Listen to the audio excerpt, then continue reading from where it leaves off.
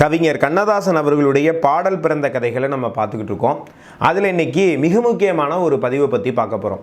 கவிஞர் கண்ணதாசன் திமுகவில் இருந்த காலகட்டத்தில் கடவுள் மறுப்பு அதிகமாக பேசப்பட்டது. கடவுளை எல்லாம் விமர்சனம் பண்ணி பேசிக்கிட்டு இருந்தாங்க. அந்த ஆசை அவருக்கும் வந்தது. அதனால் நிறைய இலக்கியங்களையும் நூல்களையும் கவிஞர் கண்ணதாசன் வாசிக்க ஆரம்பித்தார். அதில் பகவத்கீதையும் வாசித்தார். ஆனால் அதில் வந்த ஒரு வரி ரொம்பவே கவிஞர் கண்ணதாசனை கவர்ந்தது அப்படின்னு சொல்லலாம்.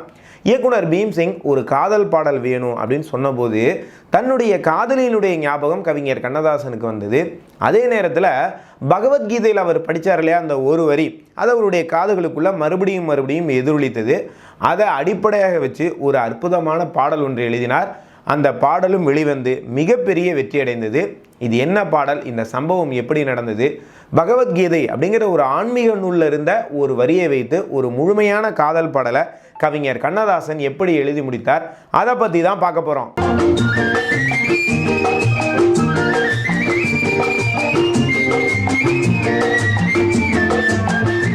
இது 1960வது ஆண்டினுடைய பிற்பகுதி. இது என்ன மாதிரியான ஒரு காலகட்டம் அப்படின்னா, கவிஞர் கண்ணதாசன் திமுகவினுடைய கொள்கைகளால் ஈர்க்கப்பட்டு அதில் ரொம்ப தீவிரமாக இயங்கிக்கிட்டு இருக்கிறார்.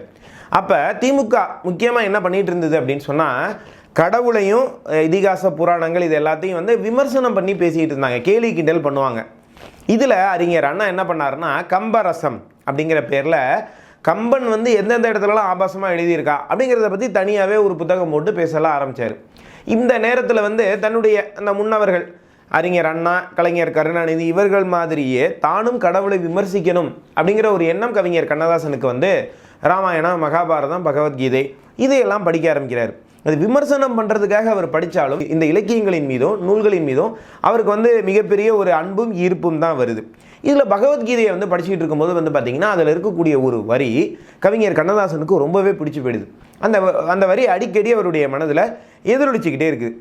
இந்த காலகட்டத்தில் பீம்சிங் வராரு. கவிஞர் கண்ணதாசனுக்கு ரொம்பவும் பிடித்த இயக்குநர்களில் பீம்சிங்கும் ஒருத்தர். அவர் ஒரு காதல் பாட்டு ஒன்றுனே, அதுக்கு ஒரு சுச்சுவேஷன், அதுக்கு பாட்டு எழுதணும் அப்படிங்கிறாரு. என்னப்பா சுச்சுவேஷன் அப்படின்னு கேட்ட உடனே, கதாநாயகன் ஜெமினி கணேசன், கதாநாயகி சாவித்ரி. இப்போ இந்த கதாநாயகியை பற்றியும் அவளுடைய அன்பை பற்றியும் அவள் மீது இருக்கக்கூடிய காதலை பற்றியும் இந்த காதலன் ஒரு இயற்கை எழில் சூழ்ந்த ஒரு இடத்துல வர்ணித்து அவன் பாடிக்கிட்டே போகிறான். அவனுக்கு தெரியாமல் கொஞ்சம் தொலைவில் இவனை பின்தொடர்ந்து அவன் பாடுவதை அந்த காதலி கேட்டு ரசித்து கொண்டே அவனை பின்தொடர்ந்து போகிறான் அப்படின்னு ஒரு அற்புதமான சுச்சுவேஷனை சொல்லி இதற்கு ஒரு பாட்டு வேணும் அப்படின்னு சொல்லி கேட்குறாங்க. இதை சொன்ன உடனே கவிஞர் கண்ணதாசனுக்கு தன்னுடைய காதலியை பற்றியும் அந்த காதல் அனுபவங்களும் அவருடைய ஞாபகத்துக்கு வருது. இதை பற்றி கவிஞர் கண்ணதாசனே எழுதியிருக்காரு.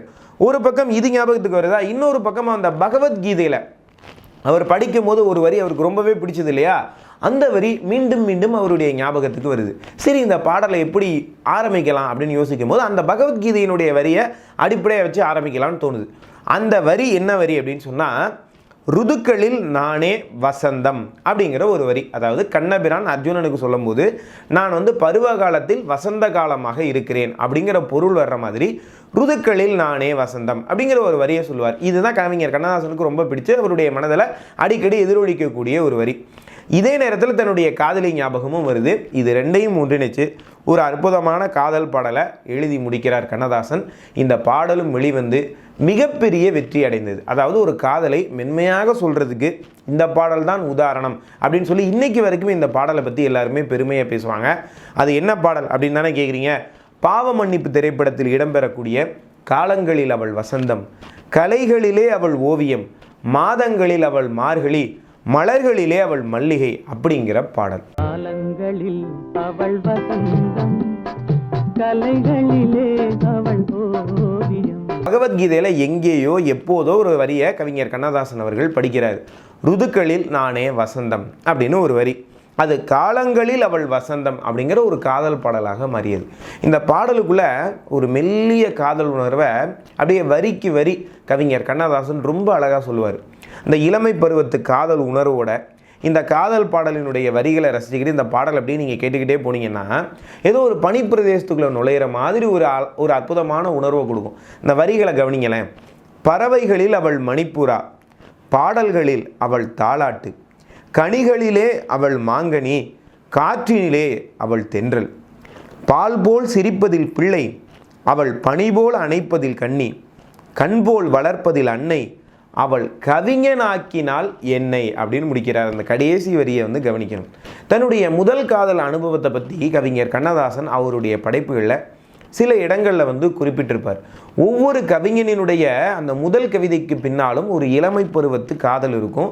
அந்த காதலுக்கு பின்னாலும் ஒரு காதலி இருப்பாள். அதில் தான் அவங்க முத கவிதை எழுத ஆரம்பிப்பாங்க. அதை தான் கவிஞர் எப்படி சொல்கிறாருன்னா, அவள் கவிஞனாக்கினால் என்னை அப்படின்னு சொல்லி தன்னுடைய இளமை பருவத்து அந்த காதல் உணர்ச்சியை பகவத்கீதையோடு அப்படியே கலந்து ஒரு மென்மையான பாடலாக கவிஞர் கண்ணதாசன் இதில் கொடுத்துருப்பார். கடவுளை விமர்சனம் பண்ணணும் அப்படிங்கிறதுக்காக கவிஞர் கண்ணதாசன் ஆன்மீக நூல்களை படிச்சுக்கிட்டு இருந்ததும், அந்த நேரத்தில் பீம்சிங் அவர்கள் ஒரு காதல் பாடல் வேணும் அப்படின்னு கேட்டதும், அதற்காக பகவத்கீதை அப்படிங்கிற ஒரு ஆன்மீக நூலில் இருக்கக்கூடிய ஒரு சாரத்தை எடுத்து கவிஞர் கண்ணதாசன் ஒரு காதல் பாடல் எழுதினார் அப்படிங்கிறதும் ஆச்சரியமான சம்பவங்கள். இப்படிப்பட்ட ஆச்சரியமான விஷயங்கள்லாம் ஒரு மனிதருடைய வாழ்க்கையில் நடந்திருக்குது அப்படின்னு சொன்னால் அதுதாங்க நம்ம கவியரசர் கண்ணதாசன். அதனால தான் அவருடைய அந்த பாடல்களை விட அந்த பாடல் பிறந்த கதைகள் ரொம்பவே சுவாரஸ்யமானது அப்படின்னு நான் சொல்லுவேன். அந்த வகையில் இந்த காணொலியில் ஒரு பாடல் பிறந்த கதையை உங்களோட ஷேர் பண்ணிக்கிட்டது எனக்கு ரொம்பவே மகிழ்ச்சி. இது போன்ற 1000 விஷயங்கள் இதயத்தில் அலைமோதி கொண்டிருக்கிறது. உங்களிடம் பகிர்ந்து கொள்ள வாய்ப்பு கிடைக்கும் போது ஒன்றா அந்த யூடியூப் சேனலில் நான் தொடர்ந்து பதிவு பண்ணிக்கிட்டே இருக்க போகிறேன். இந்த யூடியூப் சேனல் உங்களுக்கு பிடிச்சிருக்கு அப்படின்னு சொன்னால் இந்த சேனலை சப்ஸ்கிரைப் செய்யுங்கள் நேர்களே. மறுபடியும் அடுத்த காணொலியில் உங்களையெல்லாம் சந்திக்கும் வரை உங்களிடமிருந்து விடைபெறுவது உங்கள் அன்பு நண்பன் துரை சரவணன். நன்றி, வணக்கம், வாழ்க தமிழ்.